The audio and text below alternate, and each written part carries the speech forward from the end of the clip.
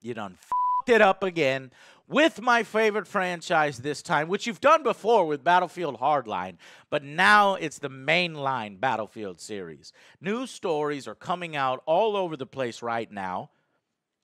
Analysts report Battlefield 5's pre-order sales are weak. They are weak.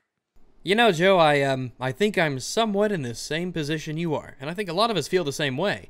I'm a big fan of Battlefield, and I have been for a long time. Ever since I played Bad Company years ago when I was a much smaller doggo than I am now. Ever since then, I've been a huge fan of the series. But I find myself at a bit of a crossroads in how I should feel at this news. Should I feel sad because a series that I have loved in the past is looking like it could have a real stinker on its hands?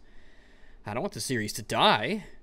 Or should I feel happy that EA is perhaps about to suffer a big loss? I don't think anyone's going to shed a tear at EA going in the red for a bit.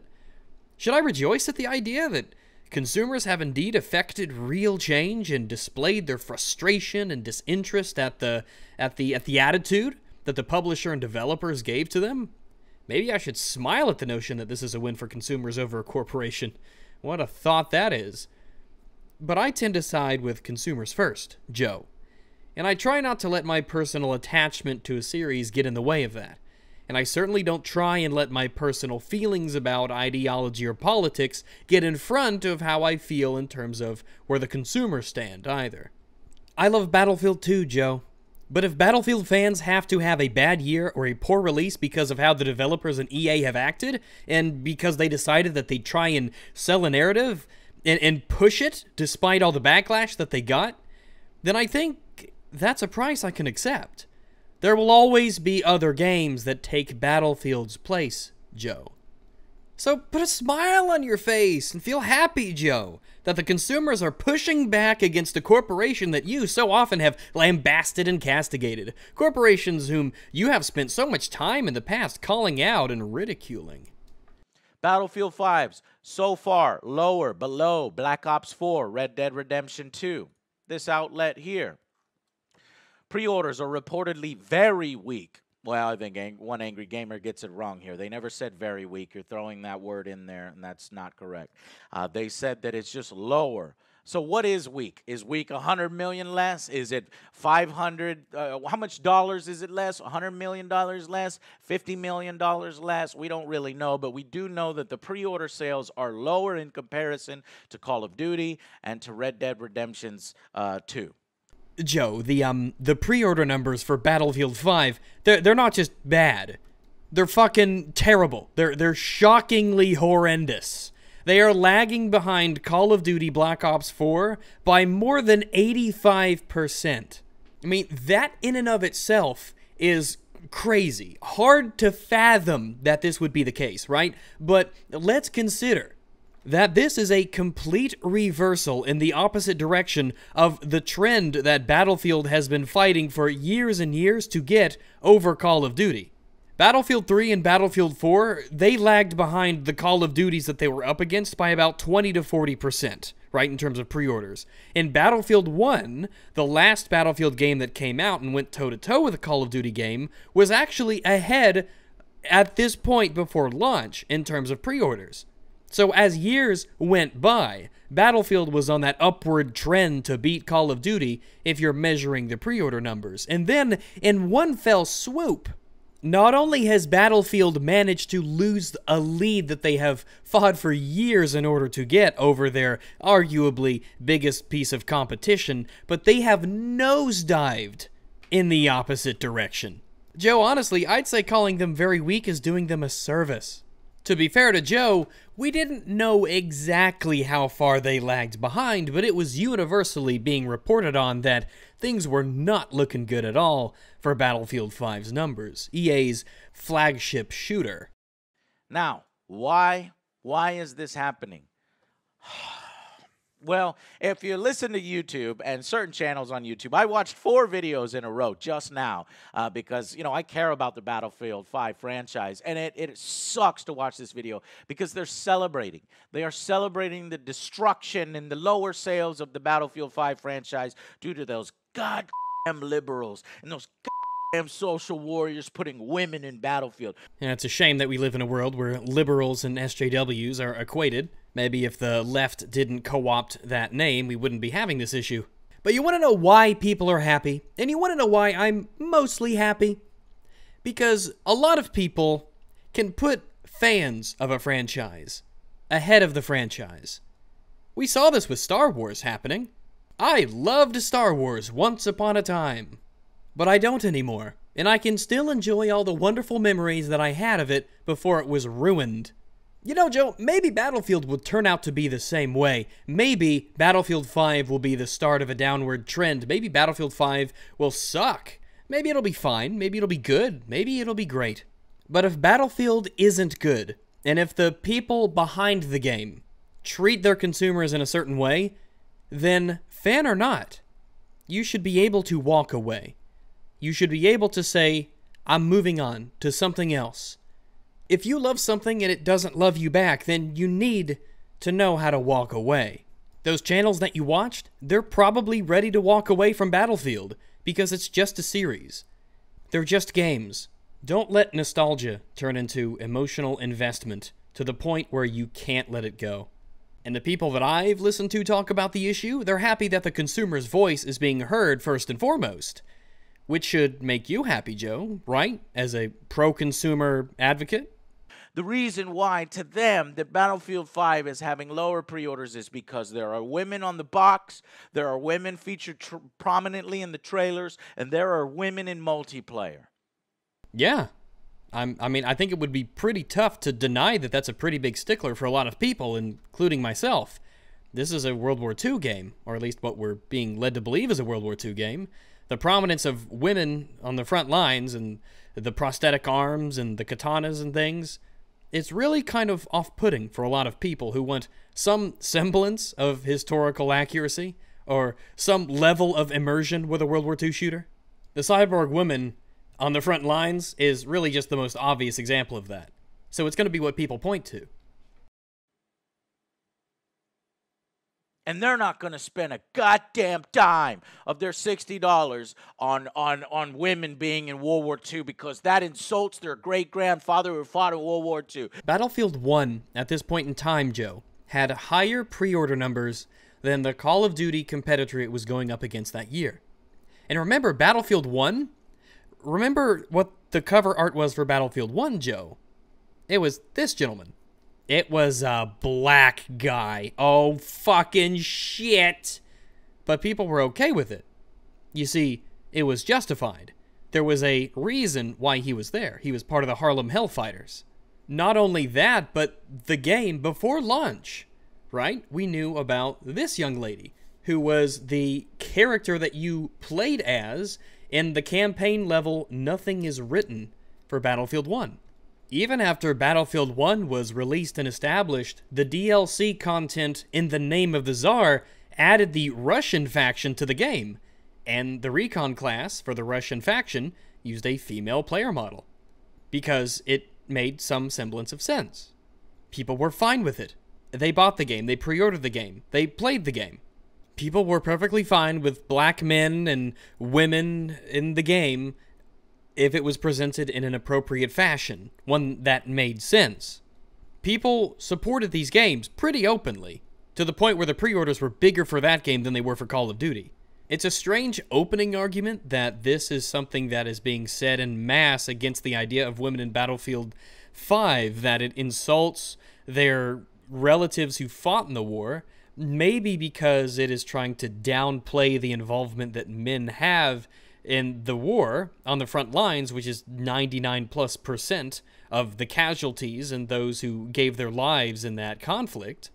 And I suppose if you looked at this from the identitarian lens of men versus women, they would see this as trying to take away something that men as a collective on the battlefield, quote-unquote, earned.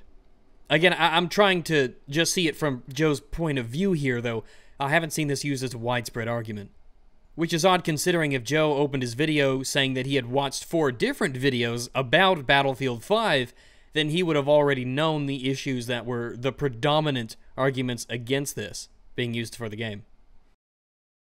No women in World War II, in my fictional World War II. Well, the thing is that World War II wasn't fiction. And if you're going to set a game in that time period and in this conflict, then there needs to be a justifiable reason why you make the design choices the way that you make them. And honestly, I don't think that's really an unusual or unreasonable thing that people want from their games. Ha ha ha to EA. Victory for Not My Battlefield, hashtag MAGA, Red Hats. Victory for against social justice warriors. But is it really that? Very interesting how you brought up the MAGA Red Hats. I guess you're lumping in the people who had issues with Battlefield 5 as Trump supporters. And maybe that's not the best move that you could make, Joe. Maybe that right there is one of the biggest problems that people had with this video that you made. The ease at which you were able to instantly label this huge group based off of one thing. How you were able to take that group and label them as X. But we'll get back to that in a moment. Let's look at the comments he highlighted. If you buy this game, you're giving ideas to EA for releasing more SJW titles in the future. And that would be correct. The inclusion of disabled women on the front lines of World War II, which remember, that used to be a meme, Joe. That used to be a meme that people laughed at on the internet, that they're going to start putting disabled women on the front lines. But that's what they actually did. That is definitely a social justice influence that has crept, maybe not crept, creeping implies some subtlety. This was an extremely obvious and in-your-face way to push the idea of inclusion and diversity into a setting where it has no business being, or would require some real justification to have it depicted. And social justice does not sell video games. It kills them. It hurts sales. It is bad marketing. Anita Sarkeesian made the big push for a female playable character in Dishonored 2, and that game is on the back burner now. That series is on the shelf. Wolfenstein 2 ran on the ads of Make America Nazi-free again and ran off of the punch Nazis phase that losers were spouting. And that game sold very poorly. Those are just two recent examples. I'll leave those there. Forced diversity, inclusion, all that social justice nonsense, it does not make games better. It hurts sales. And people who care about Battlefield, when they see that being pushed into their series, they know what's on the horizon if it continues, and they don't want to see that. They want to cut this stuff out now before it gets worse, before the infection spreads. The second comment says now he can explain to his daughter why he has to sell the house and car. This is a reference to old Peter Soderlund, who is no longer at the company, I might add. Very strange timing that that the pre-order numbers and him leaving are so close. It's very interesting. Aaron's comment here is, for those of you who don't know, a reference to Peter Soderlund saying in a Gama Sutra interview during E3, "I have a 13-year-old daughter that when the trailer came out and she saw all the flack, she asked me, 'Dad, why is this happening?' She plays Fortnite and says, 'I can be a girl in Fortnite. Why are people so upset about this?' I just said, 'You know what? You're right. This is not okay.'" After that, Patrick said, "These are people who are uneducated. They don't understand that this is a plausible scenario." Wow, what a woke 13-year-old. I'm sure that conversation really happened, Patrick. In any event, this is also one of the examples people point to predominantly as how dismissive and disrespectful that the company is being towards its consumers and their valid criticisms. Next comment, "I'm waiting for the LGBT expansion." I mean, I don't know why you'd be against that. After all, it's so diverse, so inclusive. Think about all of the lesbians who fought on the front lines of World War II. I mean, it's plausible, right? And why would you deny a brave frontline female warrior her sexuality? And the fourth comment, "EA will never learn their lesson. Liberal company too dumb to realize what the consumers really want." Again, this is EA strangely putting some kind of an ideological push, some kind of a narrative in front of what does the audience want from us. Because there used to be a time, you know, when people expected that companies would try and make products that their consumers that they had built up would want. Now, Joe, I assume that these comments of yours that you're highlighting are coming from the Battlefield official reveal trailer, the one on the official Battlefield channel.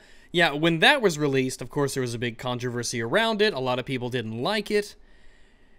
And you can go there now, and I had to get this image you're seeing at the moment, and I looked through the comments, and they're the same that they have been.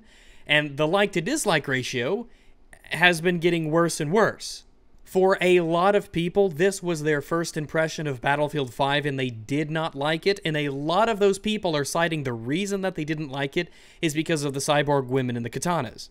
It was a failure of the commercial, which is what these are, to immerse the player, to give the sense of immersion.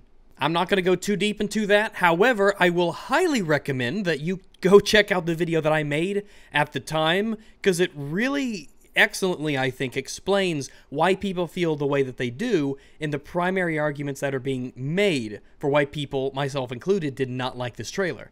But enough tooting my own horn. Let's head back and see what Angry Joe's doing. Is those segment of people who don't want women in there, who want a extremely historically accurate World War II experience in Battlefield 5, is that really what translates into the most lost revenue? I don't know. Maybe. Let's look at it. So this is a question that we probably won't be able to know for certain unless EA, I don't know, maybe has some metadata that they would want to share publicly, though I seriously doubt that EA would want to do that. I don't think that there's a snowball's chance in hell that EA is going to come out and say, yeah, it turns out the social justice stuff, that's what killed our game, so we're never doing that again. I mean, that would be a smart thing to do, a wise thing to do, but I don't think they're going to ever do that. However, in the meantime, we can speculate, and we can take educated guesses. We can't probably know for certain, but we can look at the reception to the trailer. We can look at what all the popular comments are. We can look at YouTubers online with big voices to see what they're saying. We can go to the articles across the internet and look at what the comments are there, see what people are upvoting and agreeing with, seeing what the top comments are. There are ways for us to kind of figure out what are the issues that are popping into the forefront. And I think that based on all of that, it is a very reasonable and justifiable thing to believe that social justice warriors and their influence are seriously damaging Battlefield sales. Is it the only reason? No, it is not the only reason. A lot of people will cite there are too many iconic women video game characters and too many female game characters that sell well for this to be just about women. Gamers don't have a problem with women in video games, either playing them or as in-game characters. People do care about forced diversity. And this is a theme that I have found is extremely common in comment threads and in opinions all across the internet and all across different websites that talk about this topic.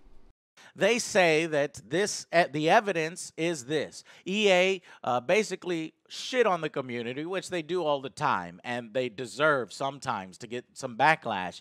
Well, this time they did that. They did that this time, Joe. Yeah, they've done it in the past. They also did it now. They openly came out and said, accept it or don't buy it. And it looks like people are choosing to not buy it. They said, here's the backlash on women, accept it or don't buy the game. So they are laughing their asses off at these guys who said, if you don't like women in Battlefield 5, don't buy it. And now they are cheering the fact that there are lower pre-orders and that pre-orders are weak. Yes. They are cheering because EA decided to take a gamble against what the community wanted, and EA looks like they are losing that gamble. And you more than anybody else, Joe, I would expect to side with the consumers over the company. But when it comes to social justice, well, maybe Joe can make an exception. All of a sudden, maybe EA should succeed. Very strange. And then they also draw a parallel to Chief Design Officer Patrick Sutherland leaving the company. They're saying, well, the pre-orders have been weak, so that must be why this guy got let go. They didn't want him there anymore. In fact, he was the Chief Design Officer over 12 years. So here we can both agree on something. We can make this crossover that I'm glad this guy is gone, okay? Because he was terrible. This is the guy that saw how much money was being made in Madden Ultimate Team and FIFA Ultimate Team, just over $600 million, $800 million annually, yearly. And then he said, let's go to our other games. Let's go to Battlefield. Let's go to Star Wars Battlefront. Let's do Need for Speed, all of our games, and inject microtransactions into that shit too. No! And it blew up in his face when the Star Wars community said, fuck off. And the Star Wars community rallied and got Disney involved and really upset things. Now, this could be, him leaving could be blowback from that. And trust me, I've seen people on those 4 videos I watched like, oh, this guy's going broke. He's got to explain to his wife, selling his house and car. Again, it's impossible for us to say because you didn't show which videos you watched.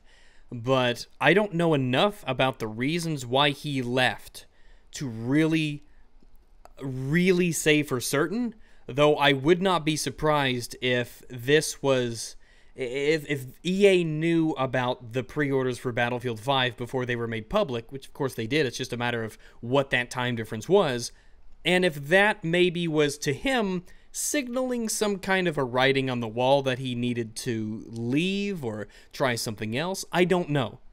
And I don't think any of us really know at this time what the real reason is. They might be linked. They might not be linked. I'm not certain. And I think anyone saying that it is definitely a reason, I don't think that they're justified in saying that.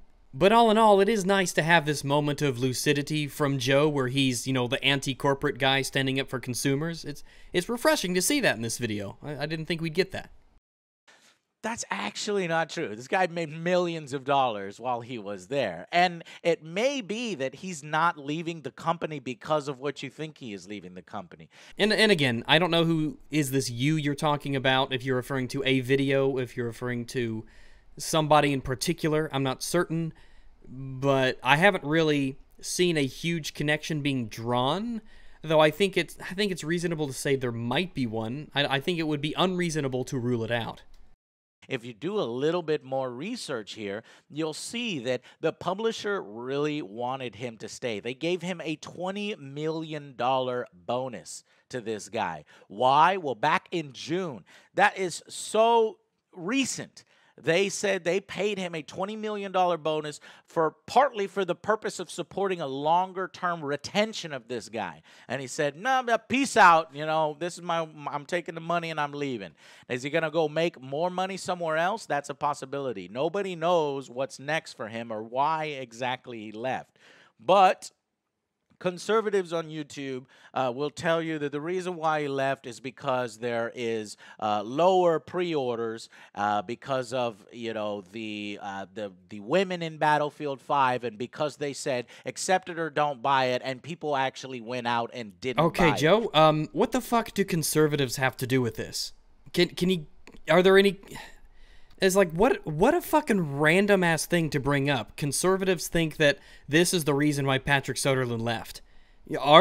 Can you point me to an example of these conservatives who think that? Or if you think that way, does that make you a conservative?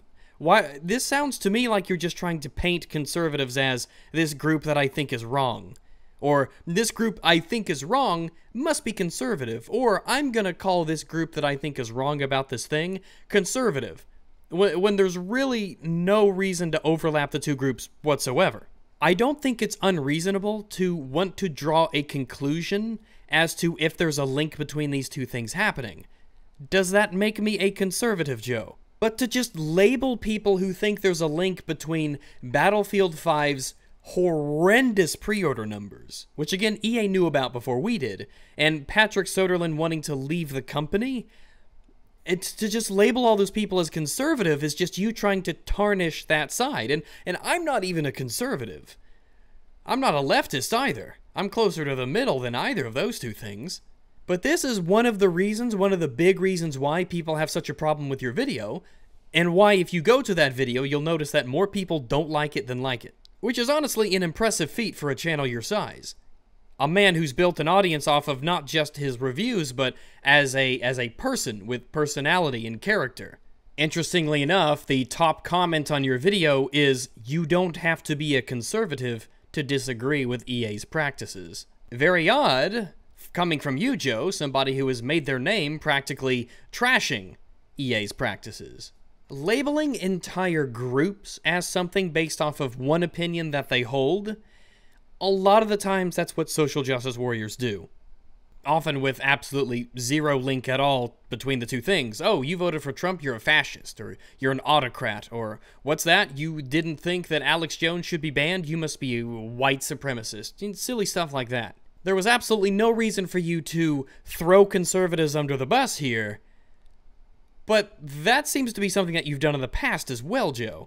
You haven't exactly made it a secret how you've thought of Trump voters in the past, have you? I'm sure the exit polls, and you can refute me if you want, but I guarantee you the majority of people that voted for Trump are uneducated. I know, that's like, oh, Joe, that's fucked up to say. No, that's actually the fact. And if you want to show me proof otherwise, you won't find it. I guarantee you the uneducated voted for Trump. And in today's America, the word intellectual is a bad thing. And this is what it results in. We get it, Joe. Trump voters are uneducated, just like all those uneducated people who didn't buy Battlefield 5. I mean, really, who wouldn't make the comparison, right? Am I an angry, upset, uneducated, MAGA hat-wearing conservative?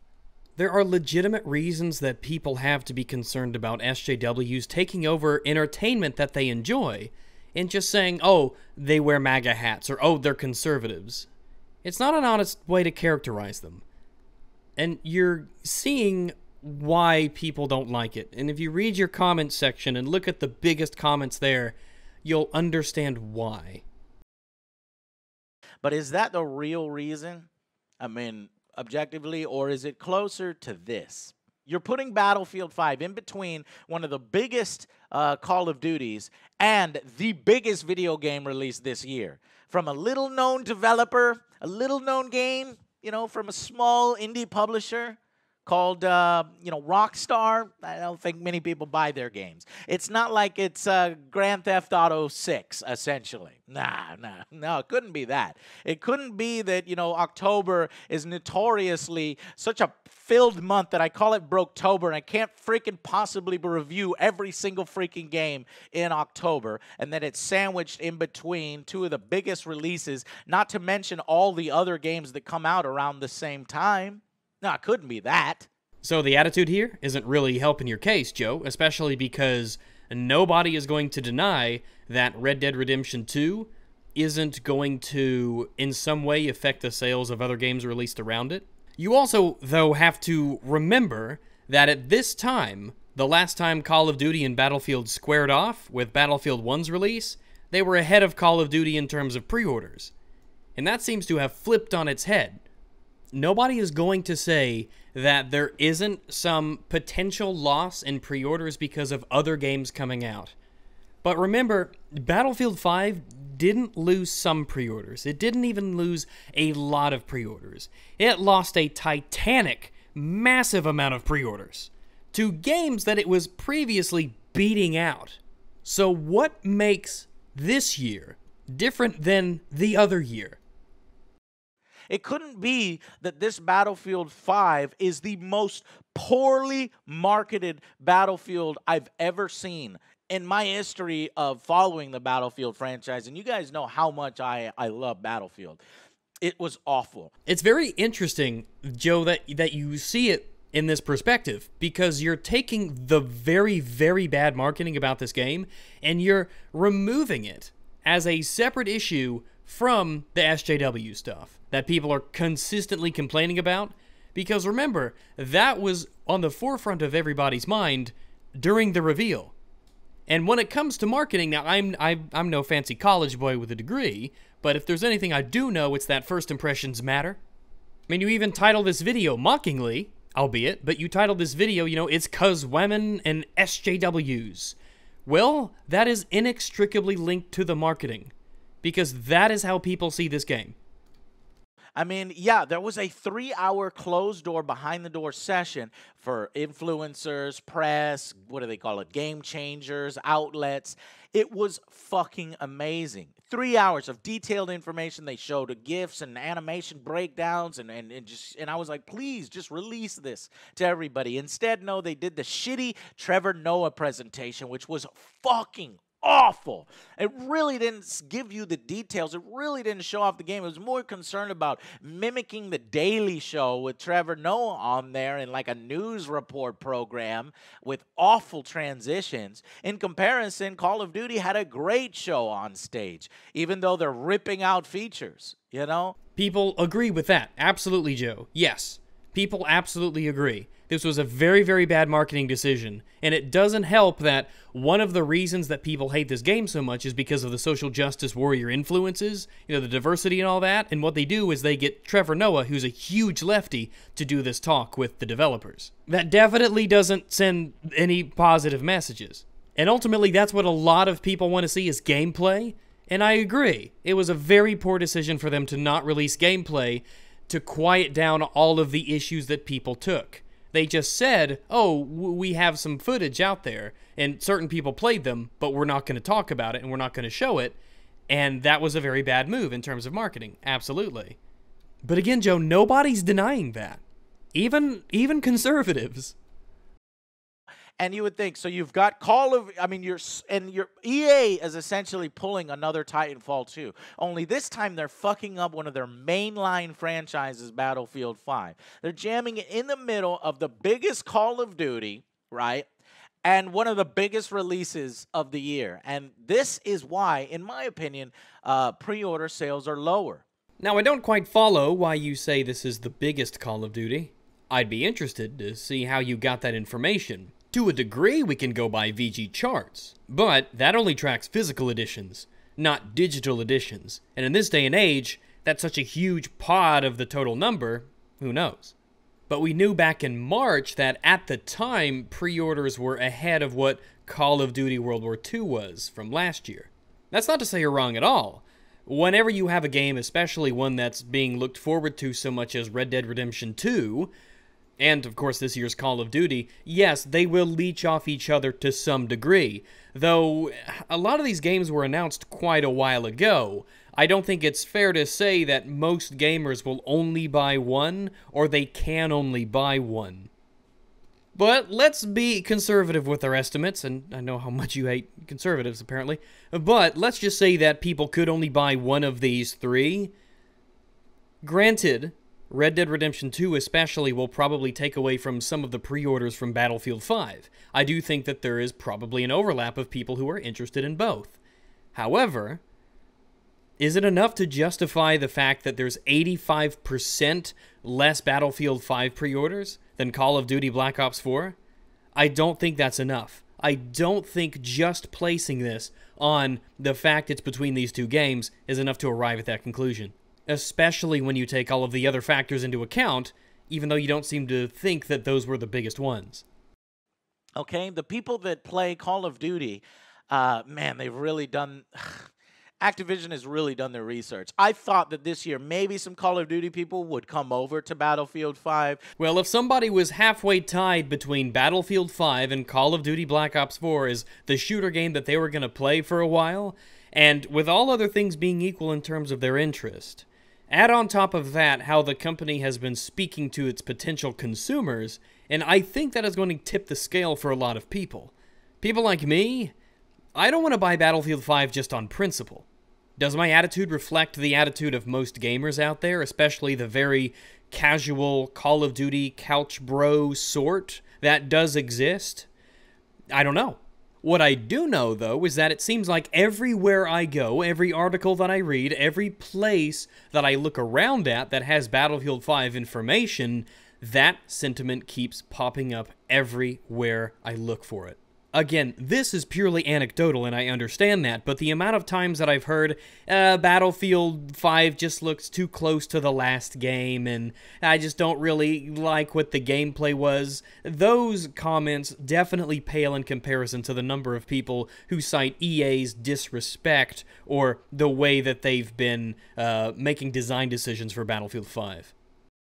Because they realize they're getting less from more. But no, all they had to do was double the amount of zombie modes and add Battle Royale, even though they probably fucked up development really hard and they're scrambling. They had to pull out single player. And this was the year that I thought Battlefield 5 would probably crush Call of Duty. But it's not happening. They know their audience. Call of Duty people don't come over to Battlefield 5. I think it's very possible that in terms of Call of Duty's development and Call of Duty's marketing, that what they're doing is they're just putting stuff out there that people like to hear, and I think that the vast majority of people who are going to buy a Call of Duty game are not going to be as intensely concerned about perhaps an expansion on the mechanics as they are going to be regular repeat purchasers. They have a casual interest in Call of Duty. It's what they play. It's what their friends play. It's the game that they sit down to and can enjoy in bite-sized segments over a long period of time. But similarly, if those same people,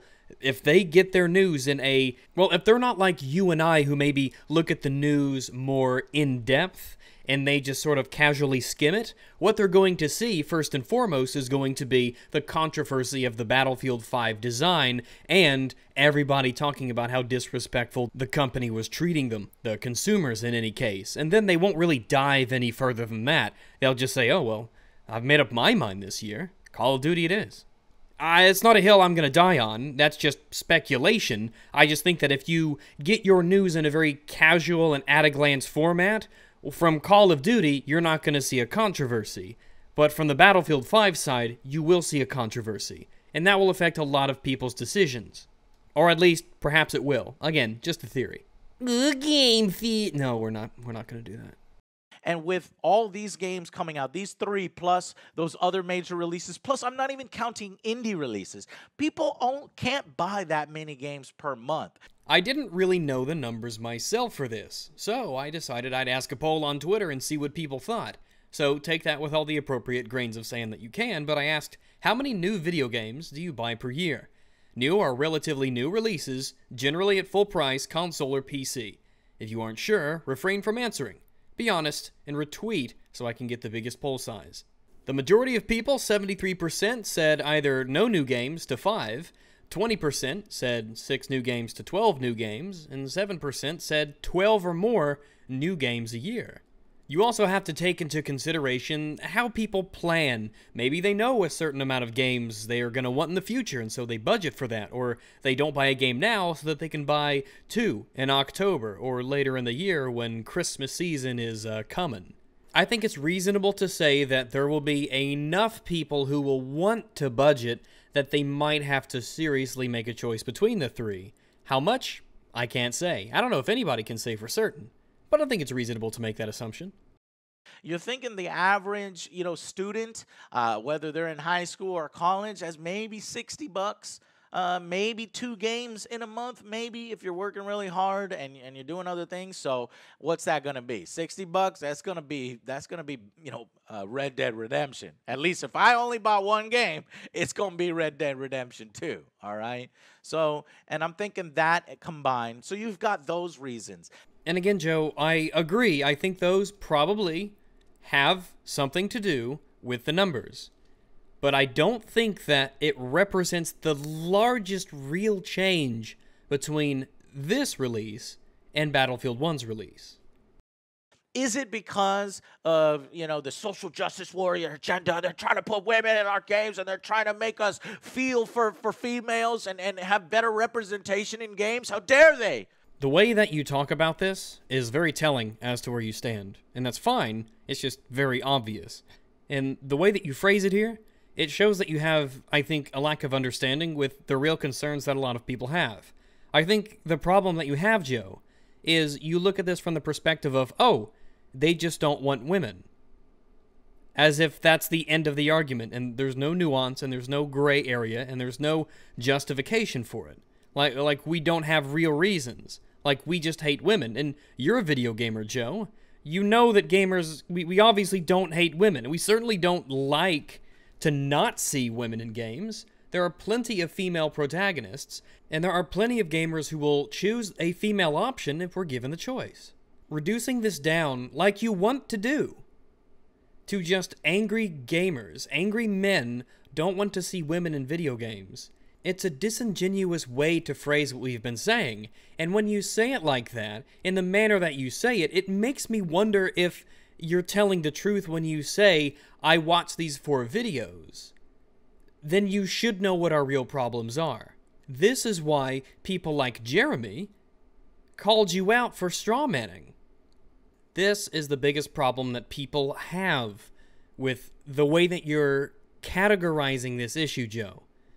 We're not saying it's only social justice, but I think that we're extremely justified in saying that that plays a big role in why Battlefield 5 is looking not so hot right now.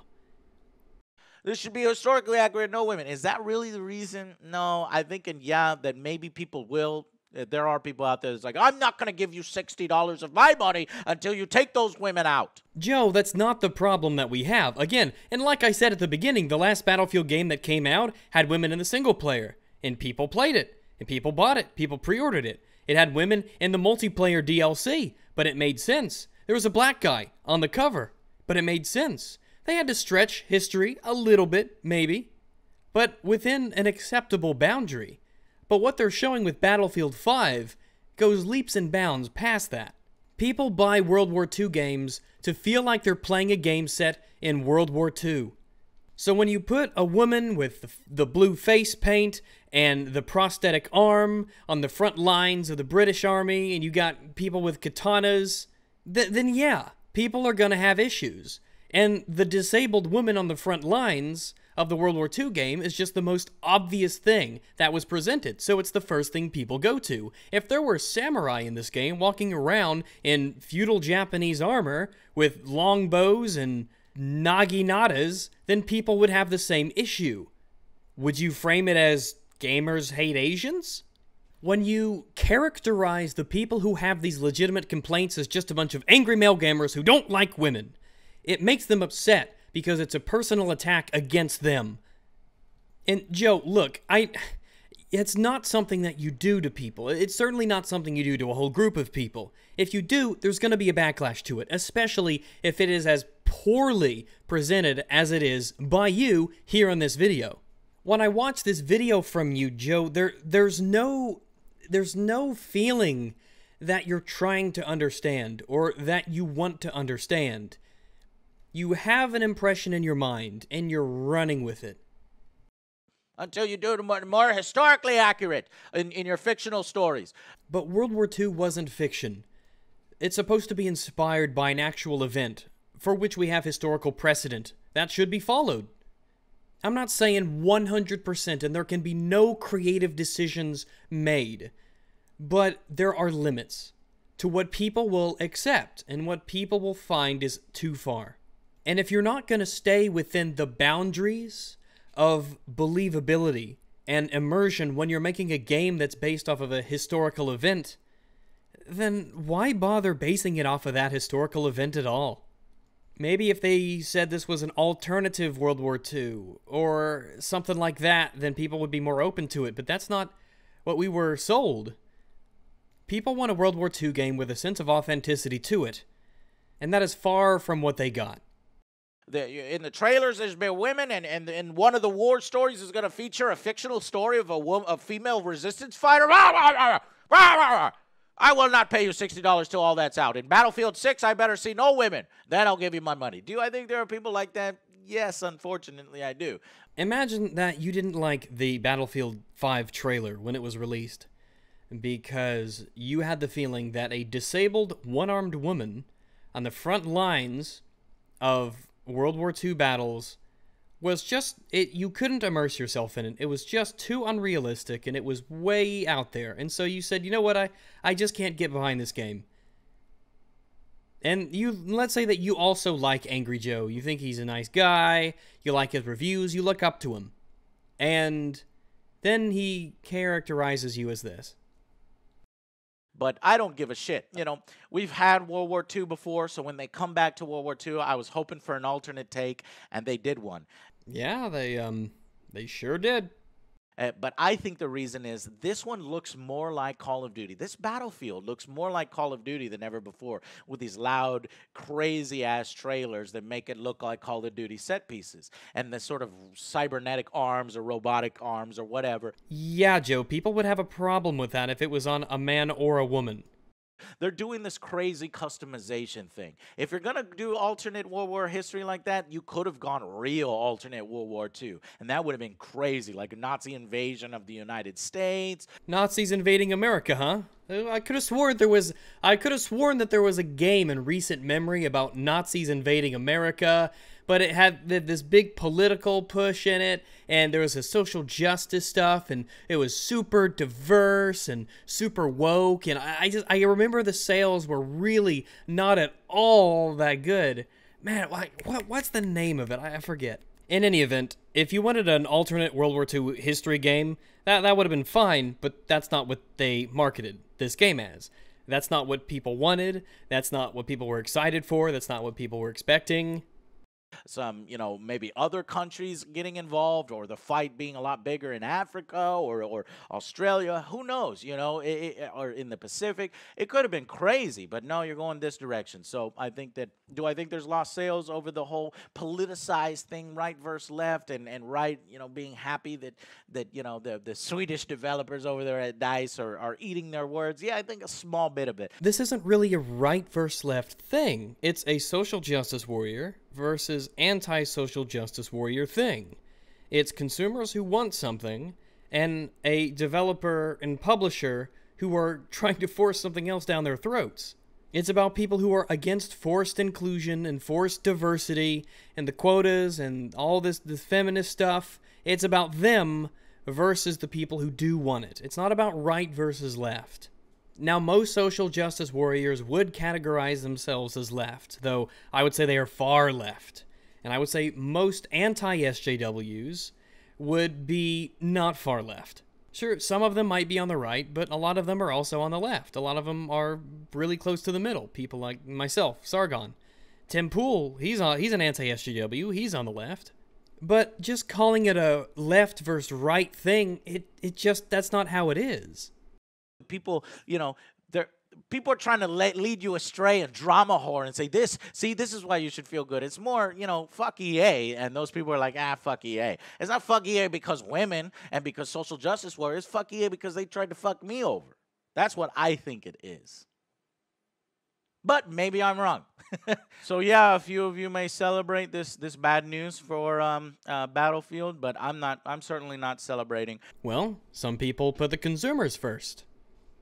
Some people, I guess they don't. I don't like pre-ordering anyway, unless it's like I'm damn sure it's gonna be the damn good game. And I was really close with Battlefield 5. But you know, and here's another reason. I don't think that Battlefield 5 has had an open beta yet. I could be wrong. I know I've played it because I got a key from my business management group. I think those latest ones have been closed alphas, and I think a lot of pre-orders come in when people actually get their hands on it and they play the new modes and they play the new feel of it. And, oh, okay, well, yeah, let me put it down a pre-order. So I hate to see this happen because I thought this year the Battlefield 5 franchise would do really well. Well, Joe, that's what happens when you get woke.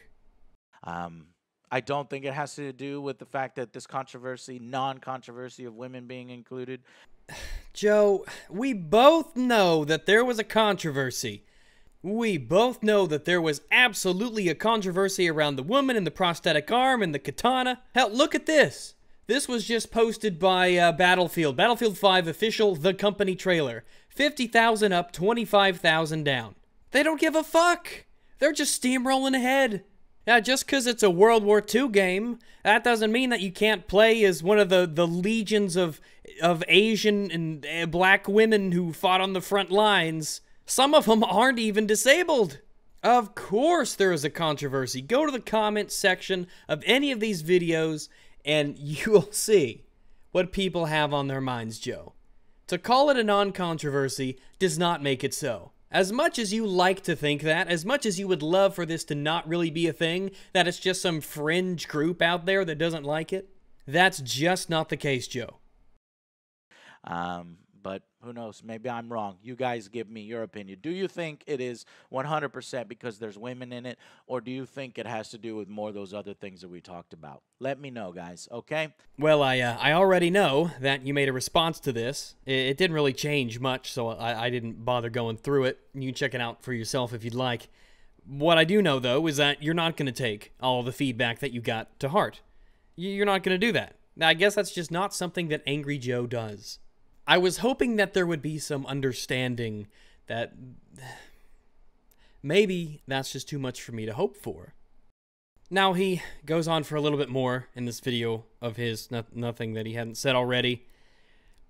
But I want to wrap it up with some final thoughts here.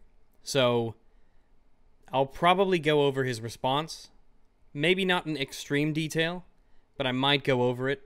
Because he did make a follow-up to this. It's not a very good one. In fact, it's a terrible one.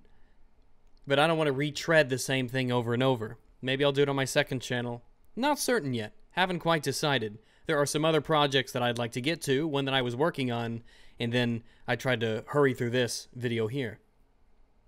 But what's a good takeaway for this video and Angry Joe? So Angry Joe's video was really poorly received, which is no surprise to me. We're still seeing this to this day. We see it in Angry Joe here, in a very brazen and outward kind of display. This idea that people who didn't like the Battlefield 5 trailer, and who have issues with the women on the front lines and the prosthetic arms, and now Battlefield has doubled down with black women and Asian women, which is odd because there was a point where people tried to make the justification, oh yeah, well it was possible, it was plausible, and it wasn't back then, but that's what they told themselves, and now it's just, the hole is just getting dug deeper. And I mentioned this in my other Battlefield 5 video. I said, it seems to me that the people on the other side are very quick to label those who didn't like the Battlefield 5 trailer as X, Y, and Z.